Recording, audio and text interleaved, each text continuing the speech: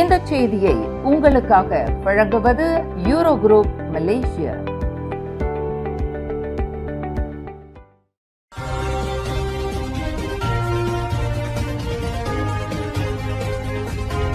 வணக்கம். திசைகளின் 5 மணி செய்திகள். மலேசியாவில் ரான் 95 பெட்ரோல் விலை லிட்டருக்கு 1 ரிங்கெட் 99 சென்டாக நீட்டிப்பு.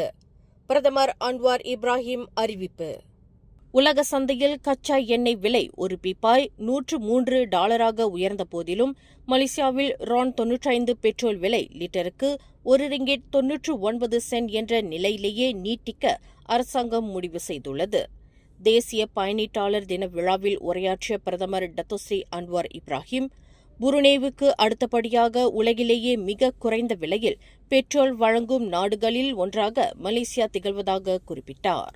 இந்த விலையை தக்கவைக்க அரசாங்கம் மாதத்திற்கு சுமார் 2 பில்லியன் ரிங்கெட் மானியத்தை சுமப்பதாகவும் இது ஆண்டுக்கு 24 பில்லியன் ரிங்கெட்டாக உயரும் என்றும் அவர் தெரிவித்தார். மக்களின் வாழ்க்கை செலவினங்களை கட்டுப்படுத்தும் நோக்கில் உலகளாவிய புவிசார் அரசியல் பதற்றங்களுக்கு மத்தியிலும் இந்த மானிய கொள்கை தொடர்வதாக அவர் விளக்கினார்.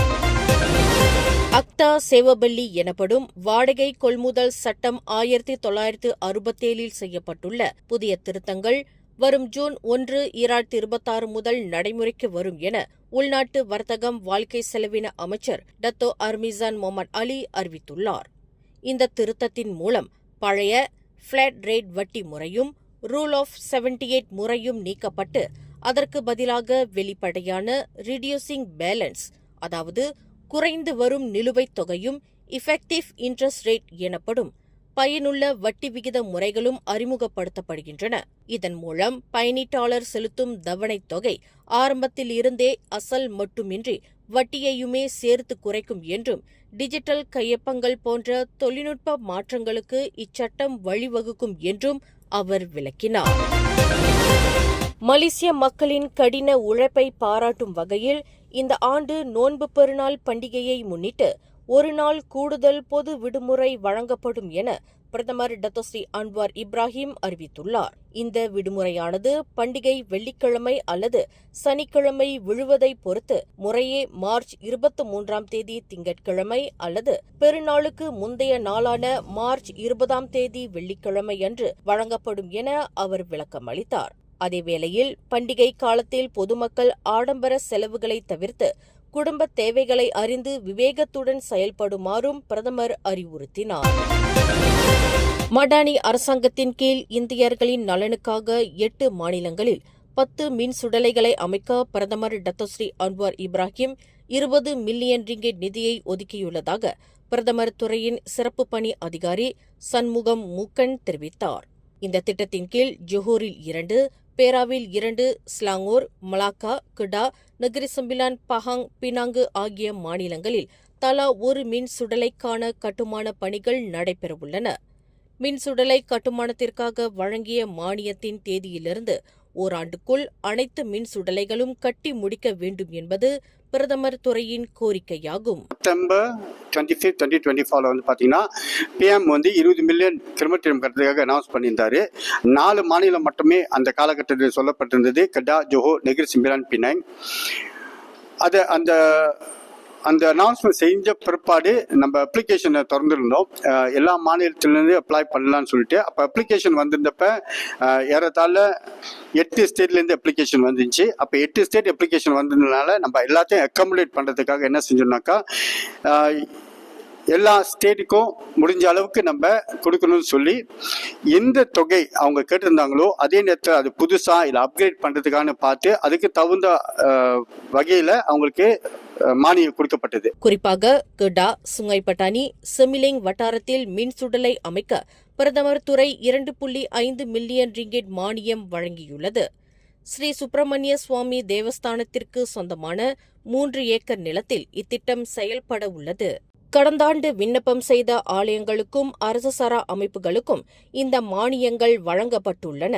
8 மாநிலங்களிலும் நடைபெற்று வரும் மின் சுடலை கட்டுமான பணிகளின் முன்னேற்ற அறிக்கைகளை பிரதமர் துறை இலாகா தொடர்ந்து கண்காணிக்கும் என்று சண்முக மூக்கன் குறிப்பிட்டார்.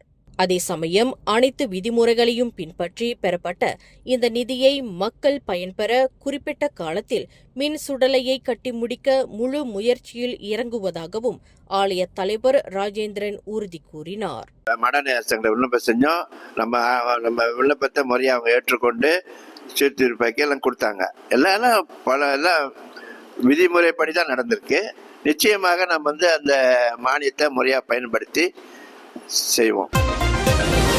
இந்த ஆண்டின் தொடக்கத்தில் மட்டும் மலேசியாவில் 1459 போலி முதலீட்டு மோசடி வழக்குகள் பதிவாகியுள்ளதாகவும் இதனால் பொதுமக்கள் சுமார் 188 மில்லியன் ரிங்கெட் இழப்பை சந்தித்திருப்பதாகவும் புக்கெட் அமான் வணிக குற்ற விசாரணைத்துறை தெரிவித்துள்ளது.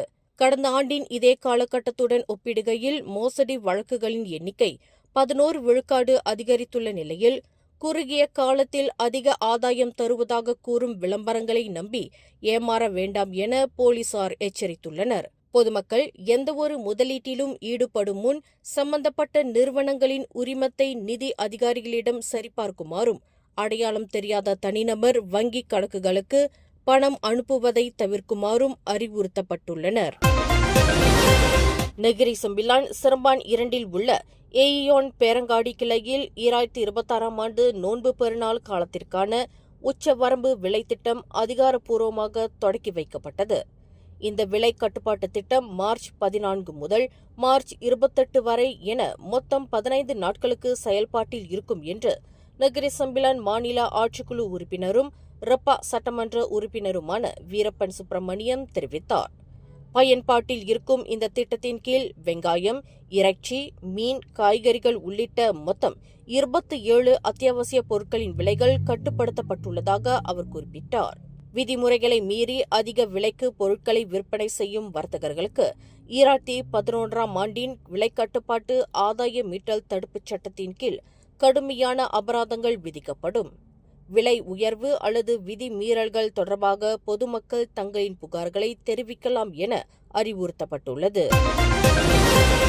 ஜார்ஜ்டவுன் லோரோங் சிரம்பானில் உள்ள அடுக்குமாடி குடியிருப்பு ஒன்றில் இன்று காலை மரம் ஒன்று வேரோடு சாய்ந்து விழுந்ததில் அங்கு நிறுத்தப்பட்டிருந்த புரோட்டோன் வீரா, புரோடுவா ஆல்சா ஆகிய 2 கார்கள் பலத்த சேதமடைந்தன. காலை 8:21 மணிக்கு தகவல் கிடைத்ததும் ஜாலன்பேரா தீயணைப்பு மீட்பு நிலையத்தைச் சேர்ந்த 10 வீரர்கள் சம்பவ இடத்திற்கு விரைந்து சென்று விழுந்த மரத்தை அப்புறப்படுத்தும் பணியில் ஈடுபட்டனர்.